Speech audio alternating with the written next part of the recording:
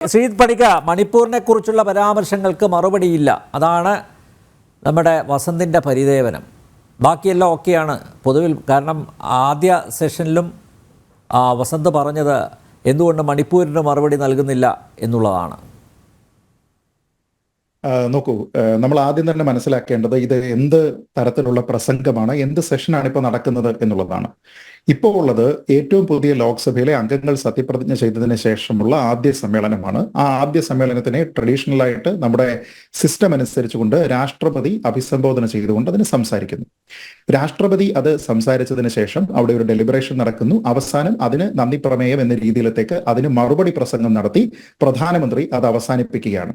നമ്മൾ നോക്കിക്കഴിഞ്ഞാൽ മുൻപ് ഇതേപോലെ തന്നെ ഓരോ തവണ സഭ സമ്മേളിക്കുന്ന സമയവും ഇതേപോലെ തന്നെ ഉണ്ടായിരുന്നു. പ്രധാനമന്ത്രിയുടെ പ്രസംഗങ്ങൾ ഉണ്ടായിരുന്നു. ആ സമയത്തൊക്കെ തന്നെ പ്രതിപക്ഷ നേതാവോ ഉന്നയിക്കുന്ന വിഷയങ്ങൾക്ക് മറുപടി പറയുക എന്നുള്ളതല്ല അദ്ദേഹത്തിന്റെ പ്രസംഗം. ഇപ്പൊ നമ്മളിവിടെ ചോദിക്കും, രാഹുൽ ഗാന്ധി 10 വിഷയങ്ങൾ പറഞ്ഞില്ലേ, ഈ 10 വിഷയങ്ങളിൽ എത്ര എണ്ണത്തിന് നരേന്ദ്രമോദി മറുപടി പറഞ്ഞു? അദ്ദേഹം പറഞ്ഞിരിക്കുന്ന പ്രസംഗം നോക്കൂ.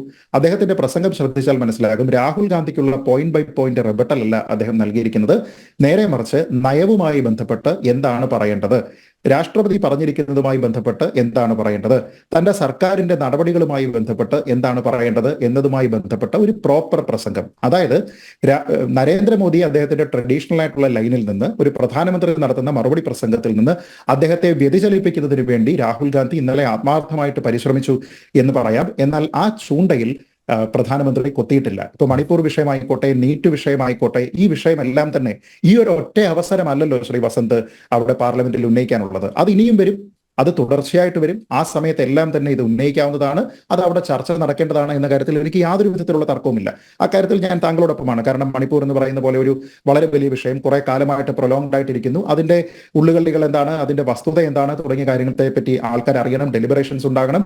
ഇനി അത്തരത്തിലുള്ള പ്രശ്നങ്ങൾ ഉണ്ടാകാതെ ഇരിക്കാനുള്ള നടപടികൾ എന്താണ് എന്ന് പാർലമെന്റ് തന്നെ തീരുമാനിക്കുകയും വേണം. അവരെ എംപിമാരെ എല്ലാം വിശ്വാസത്തിലെടുക്കുകയും വേണം. അതേപോലെ തന്നെ ഇവിടെയുള്ള യുവാക്കളുടെ പ്രൊഫഷണൽസിന്റെ ഒക്കെ തന്നെ ഭാവിയെ ബാധിക്കുന്ന ഒന്നാണ് നീറ്റ്, നെറ്റ് എക്സാമുകളൊക്കെ തന്നെ. 1 കോടി ചോദ്യപേപ്പറുകൾ അടിക്കുമ്പോൾ ഒരു സെന്ററിൽ നിന്നല്ല അടിക്കുന്നത്.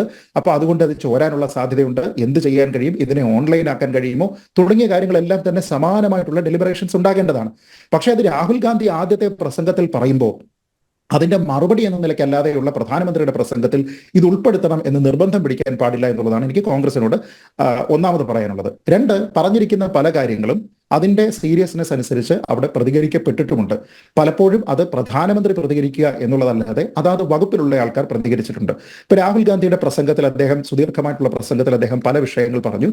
ആ പല വിഷയങ്ങളിൽ പലതും ആ പറയുന്ന സമയത്ത് തന്നെ അത് റിബട്ട് ചെയ്യപ്പെട്ടിട്ടുണ്ട്. ഇപ്പൊ ഉദാഹരണത്തിന് അദ്ദേഹം പറഞ്ഞിരിക്കുന്ന ഒരു കാര്യം, അദ്ദേഹത്തിന്റെ ലാക്ക് ഓഫ് പ്രിപ്പറേഷൻ എന്ന് പറയാം, അഗ്നിവീർ സ്കീമാണ്. ഈ അഗ്നിവീർ സ്കീമുമായി ബന്ധപ്പെട്ട് അവിടെ ആൾക്കാർക്ക് അവരുടെ ഒരു വീരമൃത്യു ഭരിക്കുന്ന ഒരു സാഹചര്യം ഉണ്ടായിട്ടുണ്ടെങ്കിൽ ആ ദൗർഭാഗ്യകരമായിട്ടുള്ള സാഹചര്യത്തിൽ അവരുടെ കുടുംബത്തിന് ഒരു സഹായം എന്ന നിലയിൽ സർക്കാർ ഒന്നും ചെയ്യുന്നില്ല എന്നുള്ളതായിരുന്നു രാഹുൽ ഗാന്ധിയുടെ ഏറ്റവും പ്രധാനപ്പെട്ട ആരോപണം. ഒരല്പം റിസർച്ച് ചെയ്തിരുന്നുവെങ്കിൽ അഗ്നിവീറായിട്ട് ഇത്തരത്തിൽ ദൗർഭാഗ്യകരമായിട്ട് ഒരു അവസ്ഥ ഉണ്ടാവുകയും വീരമൃത്യു വരിക്കുകയും ചെയ്തിരുന്ന ഒരു സൈനികന്റെ കുടുംബവുമായി ബന്ധപ്പെട്ട് വിവരശേഖരണം പ്രാഥമികമായി നടത്തിയിരുന്നുവെങ്കിൽ രാഹുൽ ഗാന്ധിക്ക് ഈ അബദ്ധം അവിടെ പറയേണ്ടി വരുമായിരുന്നില്ല. അപ്പൊ അതിന് റിബട്ട് ചെയ്യുന്നത് ആരാണ്? പ്രധാനമന്ത്രി തന്നെ എല്ലാത്തിനും പറയണമെന്നുണ്ടോ? ആ വകുപ്പിന്റെ, പ്രതിരോധ വകുപ്പിന്റെ മന്ത്രിയായിട്ടുള്ള രാജ്നാഥ് സിംഗ് ആണ് അവിടെ പറയുന്നത് അങ്ങനെയല്ല, 1 കോടി രൂപ അവിടെ ഞങ്ങൾ സഹായമായി നൽകാറുണ്ട്.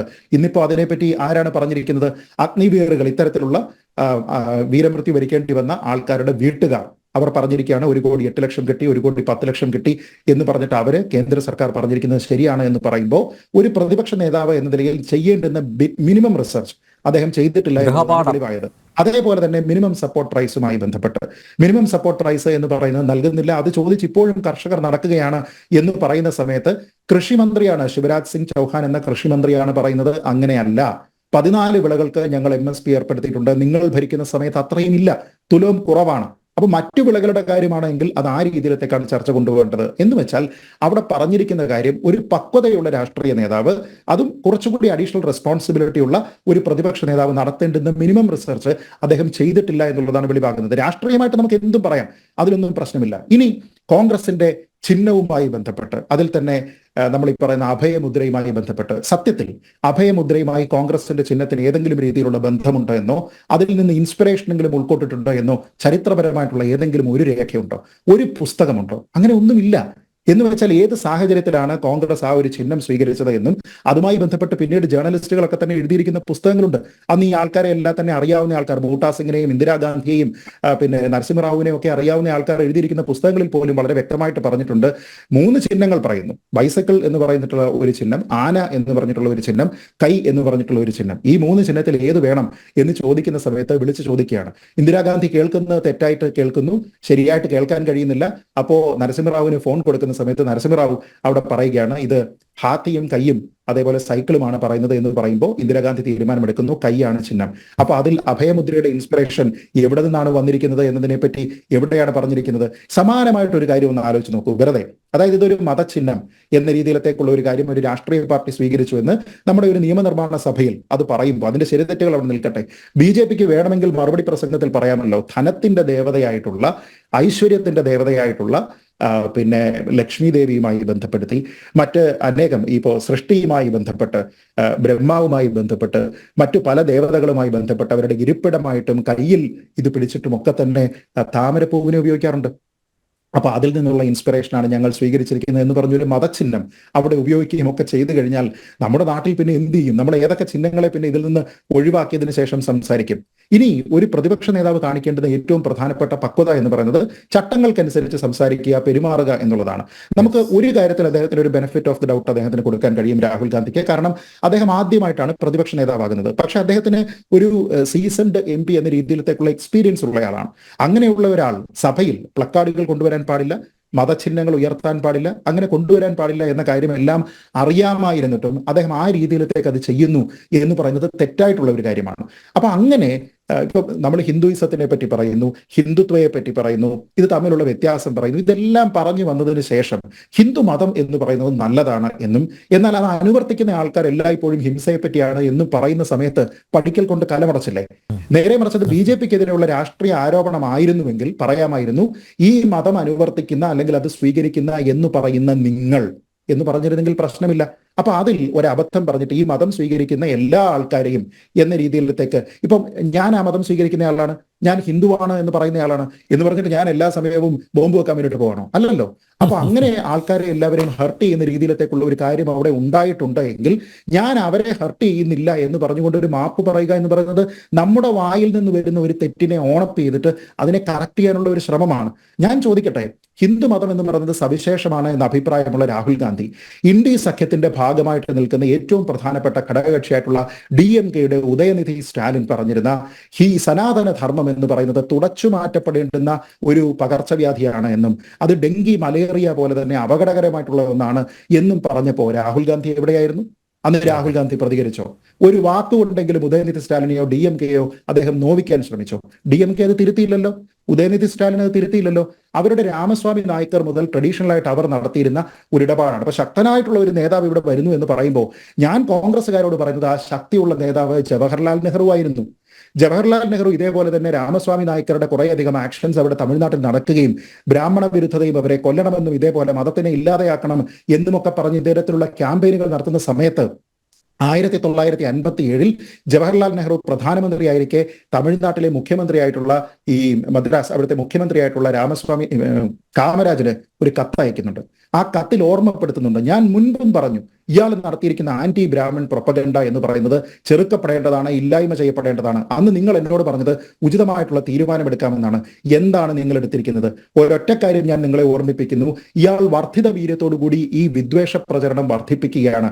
അങ്ങനെ ചെയ്യുന്ന ഒരാൾ ഇയാളുടെ തലയ്ക്ക് വട്ടാണോ അതോ ഇയാൾ ഒരു ക്രിമിനലാണോ എന്ന് എനിക്ക് മനസ്സിലാകുന്നില്ല. ഇയാളെ അത്ര വ്യക്തിപരമായിട്ട് അറിയാത്തത് കൊണ്ട് ഇത് രണ്ടിൽ ഏതാണ് ഇയാളെന്ന് എനിക്ക് അറിയില്ല.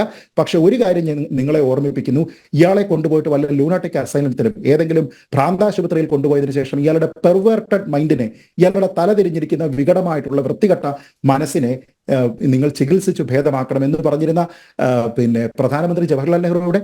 അപ്പൊ ആ ജവഹർലാൽ നെഹ്റുവിന്റെ തലമുറ പിന്നീട് ഇങ്ങോട്ട് വരുന്ന സമയത്ത് വർദ്ധിത വീര്യം കാണിക്കേണ്ടതിന് പകരം ഉദയനിധി സ്റ്റാലിൻ ഇത് പറഞ്ഞിരുന്ന സമയത്തേക്ക് വാലും ചുരുട്ടി മാളത്തിൽ കയറിയിരിക്കുന്ന നേതാക്കന്മാരെല്ലാം ഇന്ന് ഹിന്ദു മതം വലുതാണ് എന്ന് പറയുന്ന സമയത്ത് ഇവരാരെയാണ് തള്ളുന്നത്, ആരെയാണ് കൊള്ളുന്നത്? അപ്പൊ ഒപ്പം നിൽക്കുന്ന ആൾക്കാർ പറഞ്ഞിരിക്കുന്ന തെറ്റുകളെ തിരുത്താനായിട്ട് തീരെ ശ്രമിക്കാതെ മറ്റൊരു രീതിയിലുള്ള ഒരു ഒരു ക്ലാസ് അവിടെ എടുക്കാനാണ് ഉദ്ദേശിക്കുന്നത് എങ്കിൽ അത് വിലപ്പോകുമെന്ന് തോന്നുന്നില്ല.